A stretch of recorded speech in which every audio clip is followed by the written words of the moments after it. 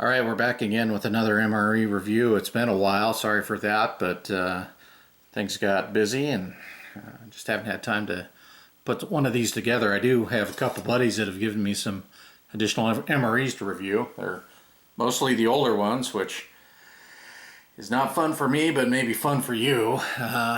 Today we've got a menu number 8, a ham slice in the old brown bag. Looking at the various years menus, we know this is at least as early as 1988 and can be as late as 1985, because after that they changed the ham slice menu to menu number 4 instead of 8. So that kind of gives us a time frame on these. We'll have to open it up and look at the contents. The bag itself seems to be pretty well preserved. It's packaged by the Right Away Foods Company in McAllen, Texas. And it doesn't have the peelable seal, just the notch at the top to allow you to tear it open. Once we dig into this, we'll get a better idea, because I'm sure there will be some date codes on the packages to give us a rough idea of when it was packaged. Let's take a look at what's in here. Okay, we've got it open. No strange smells coming out of the bag, so that's a good sign.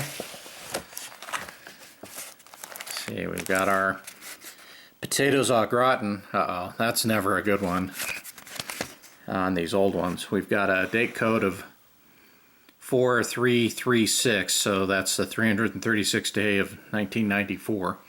So kind of towards the end of production for the menu number 8 ham slice. Iced tea drink mix.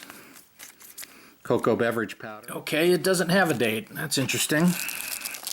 So at this point they'd moved over to the much larger brown MRE spoon, which is helpful. Those are much easier to use.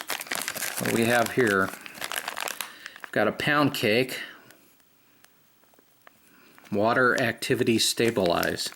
Huh, I wonder what that means. Sterling Foods, Wisconsin. It says chocolate mint on the outside. 5040, so that's 1995, the 40th day. Got our standard set of MRE crackers, 4 355, so 94. Oh no, we've got the dreaded cheese spread. This is always bad, but we'll give it a try. It's got a 4336 date on it. Accessory pack A. And by this point they'd switched over to providing flameless ration heaters with the older heater core inside there. This may or may not work. I've got a newer one just in case this one doesn't work. And then cooked ham slice. Its code is a little bit different on here, but I'm sure it's late 1994-95. We'll go ahead and get this stuff sorted out and get it cooking and then give it a try. Just real quick, I thought I'd open the accessory pack so you can see that. We've got a Tabasco that looks to be 2/3 full. It's in good shape. Some of the Chiclets gum. A cream substitute dry non-dairy. Taster's choice. Salt. Sugar. Wet nap. Of course, your standard MRE matches, and a toilet paper ration.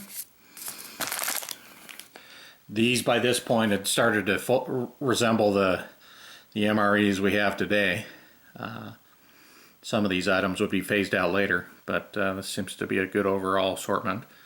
We'll get the drinks mixed up and get the entree. While our entree heats up, we're going to mix up. Of course, we ended up with 3 drinks. I might go ahead and do the coffee and cocoa together and make kind of a mochaccino. We'll try with the iced tea drink first.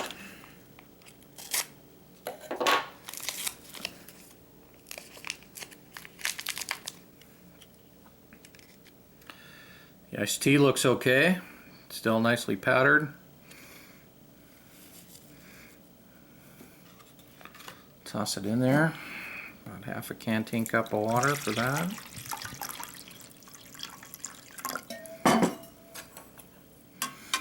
Seems to stir up and dissolve okay.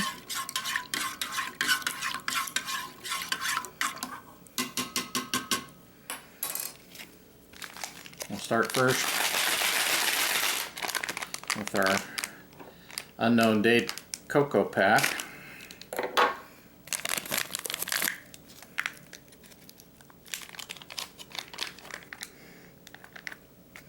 It looks and smells okay, still nicely powdered.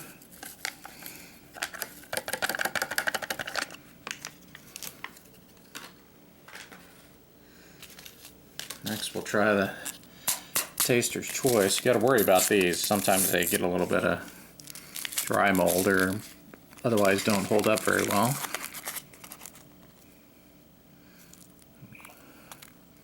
Look at this.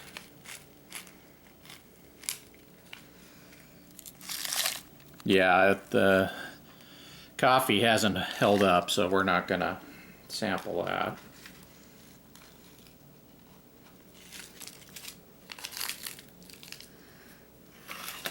We'll test out the creamer here. It's kind of hard. I'm guessing this isn't very good either. It sometimes cakes up and then doesn't want to dissolve, and that's what's happened here. And it's supposed to be non-dairy, but it, as you can see, is in hard chunks. That just won't dissolve or be any good. So I guess we'll stick with cocoa as our hot drink and tea is our cold drink. While we're waiting for our water to heat up, I'm going to get our ham slice and potatoes in the flameless ration heater. This is the ham slice. It says ham slice for 245 on it, so that 245th day of 1994. Still seems pretty solid. I don't see any problems with the pouch itself. Oh, here's Kelsey with the hot water.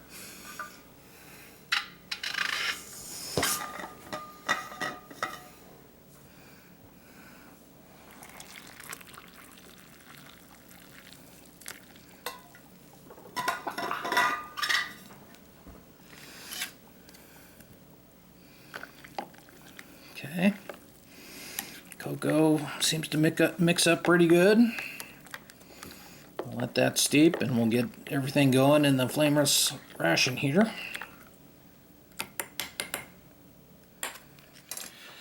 Okay, we're back. The entree and the potatoes au gratin are cooking. I put the entree in the original ration heater bag with a little bit of salt mixed in, and it did fire up, so it's heating. We'll see how it does. I grabbed a more modern flameless ration heater for the potatoes au gratin, and they're both in the same brown sack heating up, so I have high hopes that they'll at least be warm. How they'll taste, I don't know. We've got our tray here ready to go. While we wait, we'll go ahead and sample this. It says chocolate mint pound cake. Water activity stabilized. The pouch itself doesn't feel sealed. I don't see any holes or any indication that it's leaking or otherwise, but it's not as vacuum sealed as some of the other stuff we usually see. Okay, it's obviously some sort of chocolate cake or pound cake. We've got a oxygen absorber in there to, I guess, help preserve it. Let's see what it looks like here. Okay. It's gotten a little bit crumbly.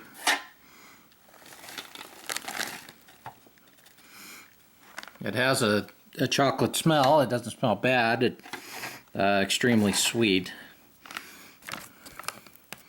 Looks like it may have chocolate chips in it. Hopefully those aren't nuts that have gone dark black or bad, but it smells okay. It's very, very crumbly. It still feels like it's got some moisture to it, so it's not totally dehydrated, but let me give it a smell. Again, it's chocolatey. Let me have a taste.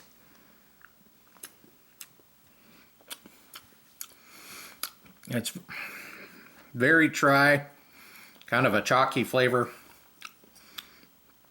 but an overwhelming mint flavor to it too. I don't know if that's one of my favorites.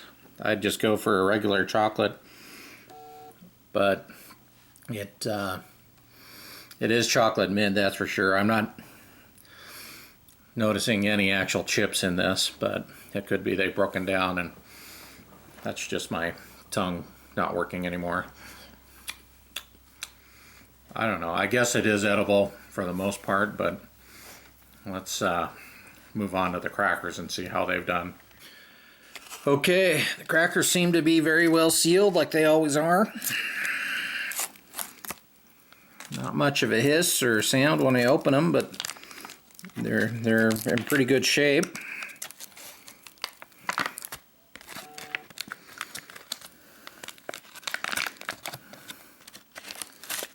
Wow, they came out in one piece. Two different crackers. They've got kind of a shiny surface. I don't know if that's maybe salt on there or not, but take a smell. They smell like your typical MRE cracker. They haven't gone bad at all. Very crisp and dry.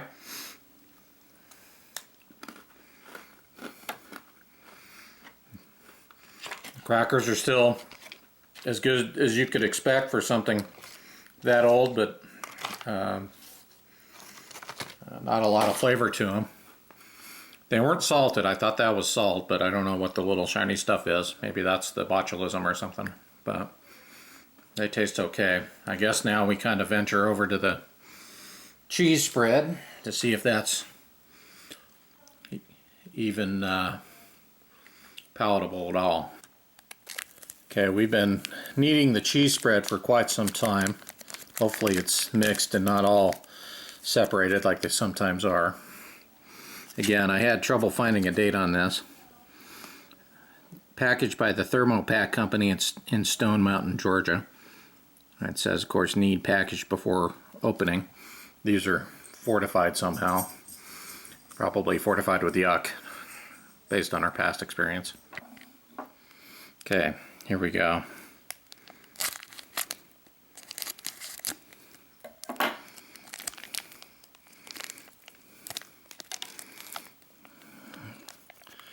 Well, just at first glance, like always, it's got kind of a off orange color, more like tan, kind of almost like zombie skin, kind of foul smelling. This has stayed together a little bit better than some of the others we've seen that are kind of crusty. It's like very, very bad Cheese Whiz, and yeah, this is going to get nowhere near my mouth or these crackers, but well, I'll put it on a cracker just so you can see it in contrast here. It comes out, it's kind of crumbly. The smell's now permeating the room.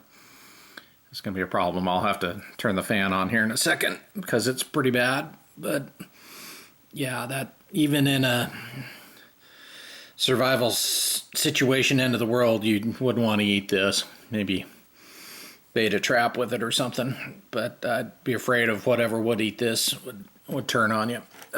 Okay, that's about all we can do. We're going to try and get this back in the package.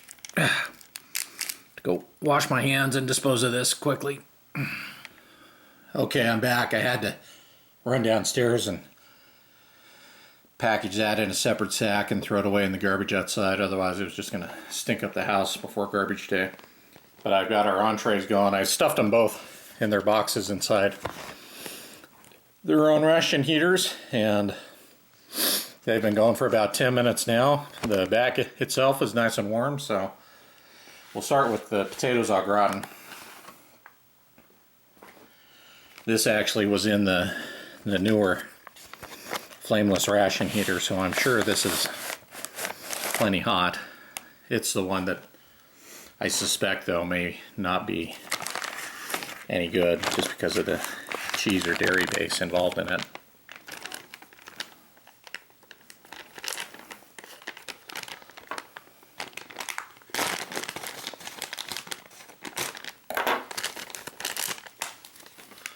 Okay, we'll pull it out of the package. It seems to be pretty hot. You can feel the potato chunks in it, obviously a cubed or diced potato and some sort of sauce. It's dated 4366, so let's get it open.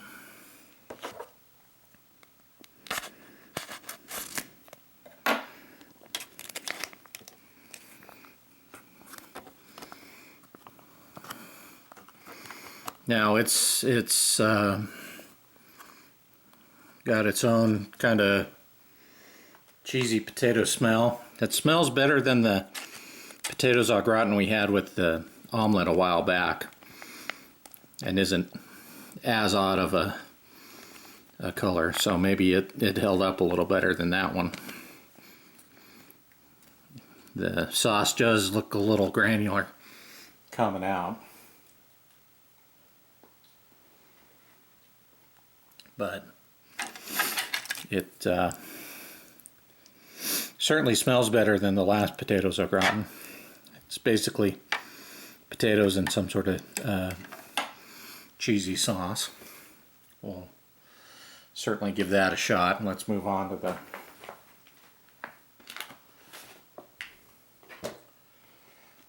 the main entree. Really, the heater seems to have done okay. I may have overfilled it. I also put some salt in there, which is an old trick to get the ration heater to come back to life if they're old. You have to wipe these pouches off from the old ration heaters because they get some of the activated chemical on the outside of the pouch, so you don't want that on your main meal. But you can see some of the salt that's caked on there too. It does feel fairly warm, so we'll go ahead and open this up. It's got some juice that it's packaged in, and we want to try and preserve that the best we can, just since that's part of the meal. Let's see how that looks. Well, quite a bit of juice actually.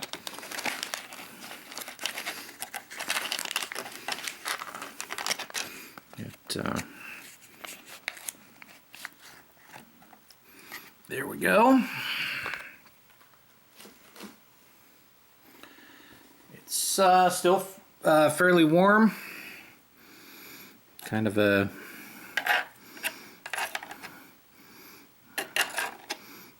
ham water or liquid, like if you'd cooked it in the oven or a crock pot. It doesn't smell bad. Looks somewhat marbly, kind of processed like you'd expect. Not as heavily processed as like a Spam, but it seems to hold its shape. It's about half an inch to an inch thick.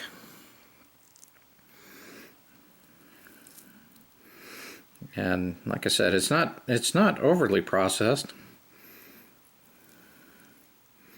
It got some kind of marbly fat through it. It smells good, so we'll certainly give this a try here. We'll start with a nice little piece, kind of from the midsection.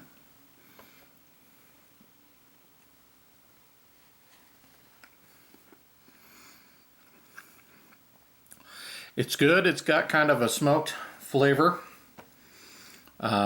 Again, it's not as processed as a Spam, but certainly not fresh. It has had some preservatives or something pumped through it. It's got a little bit of an aftertaste. I don't want to say metallic, but maybe that's the whatever smoke flavoring they've kind of pumped into it. The bag itself was devoid of much description, as they were back then. They didn't give you a real list of contents or ingredients, but the meat itself does taste okay.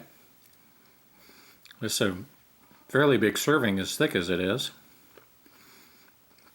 but really it tastes okay, and I think it's survived the 20 or 30 years it's been packaged.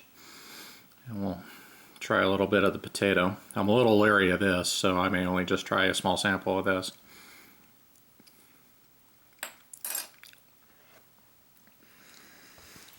It's got a really processed cheese flavor. The potato squares or diced potatoes in it have held up better than the ones that came with the omelet we had a while back. These are actually edible. The cheese sauce itself tastes a little off. It's very, very processed, almost like a Velveeta, but it's obviously on its last legs. We'll see if the Tabasco itself adds some better flavor to it. Tabasco has gotten kind of dark. It's not it's traditional red. It's more of a dark brown, but still smells like Tabasco. Has a strong kind of vinegar component to it. See if it jazzes up the potatoes.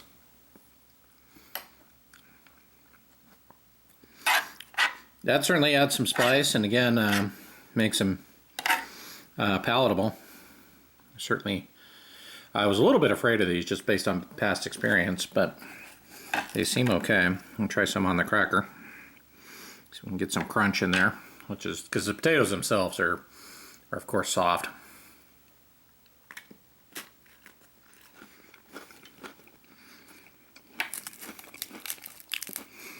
Yes, that adds some nice texture. That's another good way to do it. Kind of a old-fashioned potato casserole if you were to put breadcrumbs or crackers or something in on your casserole. We'll put a little ham in there and see if we can mix that up and try that up with all the spice.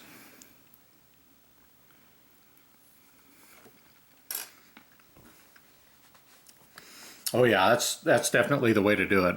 When you mix it all together, it's got very good flavor. And again, the ham itself is very good. It'd almost be good if you had a couple slices of bread and wanted to make a quick sandwich or a tortilla, roll it up.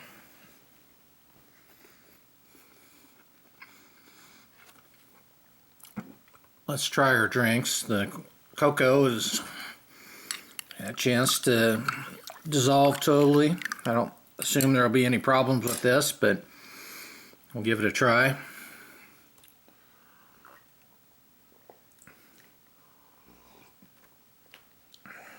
Yep, it's your standard instant cocoa. It has held its flavor well. Sometimes I worry with if there's any kind of milk component in these, but this doesn't seem to be the case, and no off flavor except for the fact that I use my ham spoon here to stir it, but that's not the cocoa's fault. We'll go move on to our iced tea drink. You can see it seems to have dissolved totally. I don't think this is a lemon flavored version, but the package did say sugar free on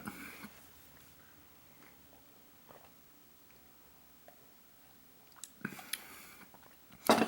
It's a very light tea. I probably could have gone with a third of a canteen